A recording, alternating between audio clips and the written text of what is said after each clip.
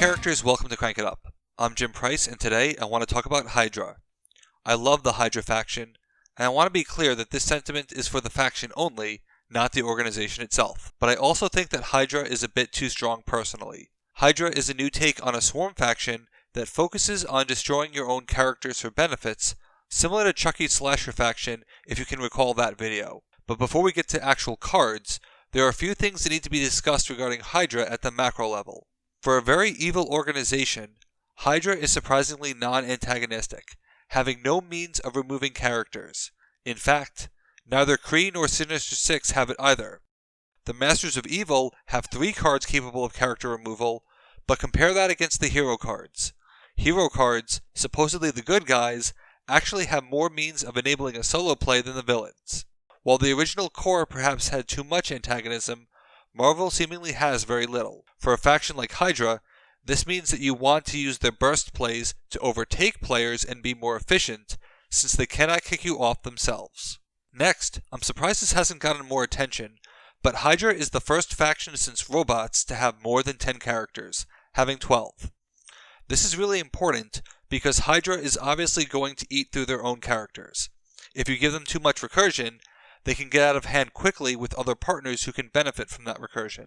And I think that they have a bit too much recursion as it is. The reason for the extra characters was to solve the character starvation fears without recursion, but through quantity. I've mentioned before that, as a Marvel fan, it's hard not to want specifics out of each of these factions. And for Hydra, I didn't want 6 Hydra agents. I wanted the extra 2 to be Grim Reapers, and I think my ability would have been great for them, but for obvious reasons I'm keeping it to myself. Still, having extra characters is better than not having them, even if your draws can be a little one-dimensional. Finally, Hydra requires a keen understanding of timing and when to use extra plays immediately and when to bank them. There is a lot of flexibility here that depends on your partner, so it is tough to cover specific examples, but be sure to be familiar with both the card resolution order and the timing of destruction to exploit every possible advantage, because there are a lot of them. The primary character of Hydra is the Hydra agent, who is clearly inspired by Hydra's catchphrase. The agent wants to be destroyed so that 2 more can take its place, which should mathematically result in a net gain of 2 power. But given that they cannot destroy themselves, it requires another ability to destroy them, and without some other benefit, it would not be worth it. Fortunately, Hydra provides such benefits. Strucker can destroy 1 to facilitate mass movement. Madam Hydra can destroy 1 for power. Red Skull can destroy 1 for card draw, while also passively creating card draw for each destroyed agent. But Arnim Zola gets a lot of the benefit because of the ability to grow quite large. Consider the Hydra play from Madam Hydra's perspective. Madam Hydra destroys the agent, usurping its power, while enabling 2 more plays. That's a gain of 4, plus 2 more from Arnim Zola potentially. The only cost is a card, and the Red Skull facilitates that card draw, and Hydra has plenty of reserves. As a double feature, Hour of Destiny can help you stage your plays. While other cards might get you more characters, Hour of Destiny is flexible enough to get the exact 2 you want, rather than being tied to the same name. This is crucial because there are plenty of times when you don't want them to be the same. The other double feature is 2 more shall take its place, which I will call Cut Off One Head because I'm stubborn like that. Cut Off One Head is the true manifestation of the Hydra mantra, sacrificing 1 character to play 2. While you can destroy any character, it is almost always a Hydra agent because this results in 4 character plays. Let's say 2 are Hydra agents and 2 are Zolas. You have a base power of 8, and each Zola gains 3, for a total of 14 from your action. Of course, it is very easy to get a lot higher than this, and you still have Hydra agents that other abilities can destroy and keep the chain going. Hydra is fueled by its ability to keep drawing cards, which makes Hail Hydra so important. This is like your typical sacrifice, except that it requires an actual sacrifice. As I mentioned before, having 12 characters was meant to provide pre-recursion, but Hydra still has its own regular recursion, with 2 very strong cards to get their characters well stocked into your deck. This is where things can get crazy with certain partner factions, but as usual, I don't like to talk obvious pairings, and by now you probably have played Hydra Innsmouth or Hydra Rockstars. But the last Hydra action is very critical, as it really makes them more efficient and plays perfectly into their self-destructive swarm. Fanatical Devotion is a power activation rotary slug thrower that ties in perfectly to Hydra's game plan. Lead 1 turn with a Hydra agent and Fanatical Devotion, and you have very little power creep. cut off one head the next turn, and even 4 blank Hydra agents are 16 power. And the great part about this is that it's naturally defensive. If you destroy the agent, you can replace it, making it hard to keep Hydra off the base. This does come with a catch, as it forces you to have more power there that opponents can exploit, since Fanatical Devotion would trigger that turn.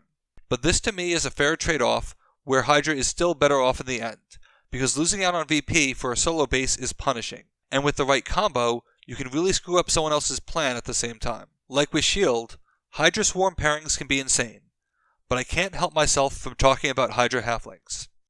This combo can really farm their card draw, because their characters are perfectly aligned for it. With a Lunch Run base, you can play a Quarterling to draw cards and bank the extra play.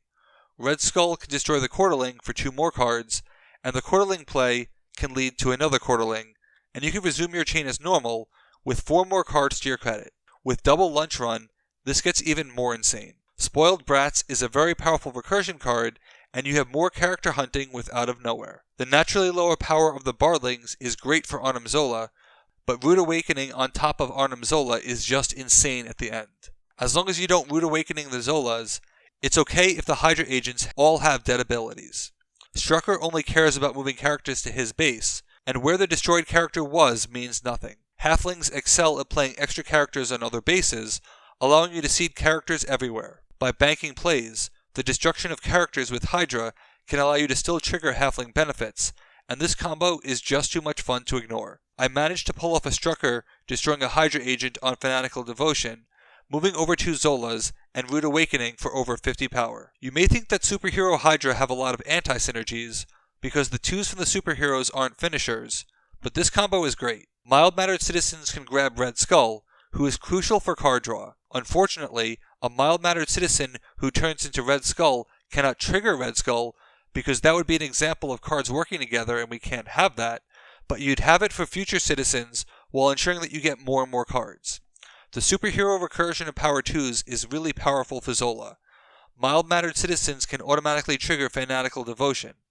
With Captain Amazing, your 2s can get into the 5 range for Justice Friends, and the superhero protection of allowing your characters to be destroyed, but not by other players, is perfect for Hydra, as it lets them continue to do their thing. Radioactive Exposure is also great for a Hydra agent, as it can turn 1 into Captain Amazing, play 2 2s, and have 12 power from your action, again potentially more with Fanatical Devotion. Zolas are so strong in this deck that they themselves are targets for Golden Age, because the superhero shuffle will scramble them. Even the little things matter, as Zola makes for a decent sidekick play, even non-terminally. I mentioned before that Hour of Destiny benefits from having characters of different names, and the next 2 entries benefit from that. With the right cards in hand, a Hydra agent and cut off 1 head can play all 4 Grimarictors for 16 power. Even 2 Grimarictors for 8 power off a regular Hydra agent is a moderate power drop. Like Shield, Red Riding Hood benefits the local swarm. Big Bad Wolf is a decent target for Hail Hydra for 6 cards and a replacement character from your discard. Given how quickly Hydra can bleed cards, it is well worth it. If you can draw enough cards to establish the Charming duo, that extra action matters immensely to Hydra, as you can cut off 1 head and Fanatical Devotion on the same turn. Grim give Hydra a few key mechanics they lack, the ability to solo a base and action recursion, while also emphasizing their searching. Another faction with unique 2s is the Itty Critters. The Itty Critters' greatest weakness is drawing their recruits, because they lose the ability to sling them. But by drawing them in hand, the Hydra agents provide a means to play them, insulating you from drawing and allowing them to be played under any circumstance, from hand or deck. And think about what the Itties give Hydra. Rainbow Rock can recur Zolas. Leafaroo can provide action recursion. Shell Shock can be another means to destroy Hydra agents. Hydra agents can evolve into Zola and have many choices for their replacement. Ittypedia can help provide more power when you cut off 1 head, giving you the capability for a swarm burst on up to 3 bases. If the Hydra agents will be destroyed anyway, slinging them with Itty Critters is perfectly fine since you lose them either way. If I were making my top 10 list today, Hydra stands a real chance of being there, but they do show tendencies of being too strong. And I have plenty of memories of Hydra playtesting combos that were just stupid that I'll regretfully never be able to share, but it highlights the nature of Swarm and makes me appreciate Shield even more. In some ways, Hydra, like Thanos, is inevitable because the Hydra agent needs an incentive beyond itself to be destroyed to make it worth it. And when you start combining those effects, you have a powerful, versatile toolset. The only thing that this supervillain mainstay can't do is hurt other players, but their playstyle allows them to quickly overtake players and get some efficient victories for a faction that could easily bleed through their characters if they aren't careful. What's your favorite Hydra combo? Let me know in the comments. Thanks for watching. Be sure to like and subscribe. Let's shut it down.